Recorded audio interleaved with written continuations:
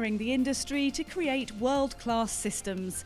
The PLSA's 2019 Annual Conference welcomed a record number of delegates in a year that has seen more people paying into pensions in the UK than ever before.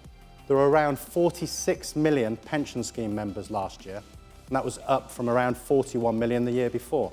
And over 17 million of those are active pension savers. But the association knows there is still much to be done in terms of engagement and the level of savings, with the World Economic Forum estimating a pensions gap of nearly 30 trillion in the UK by 2050.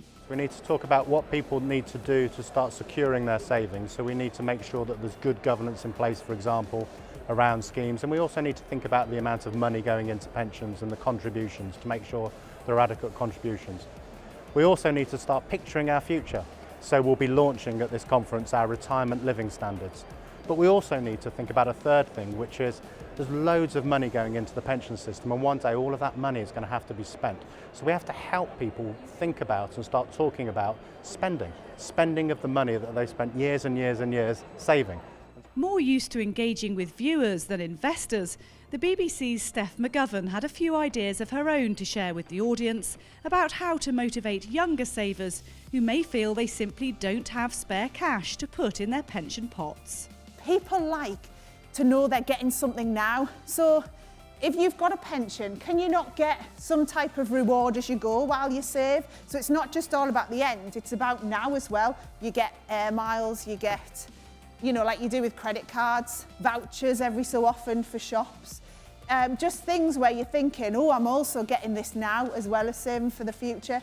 The possibility of short-term rewards encouraging long-term gain. Meanwhile, those at the very top of this industry believe motivation will also come from savers feeling good about where their hard-earned cash is being invested. Consumers do care about what we're investing in, and never have we had so many investment opportunities.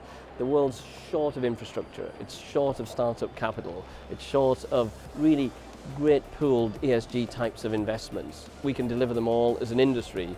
You believe people really care about exactly where their money's going now more than ever before? I think people really care, and they'll want someday to walk down the street and be passing things that they've invested in, and they'll flag up on their phone. And that's the sort of future, that's the sort of engagement we want to have in our industry. An impressive start to a conference determined to promote the very best practice in an industry so vital to savers' futures.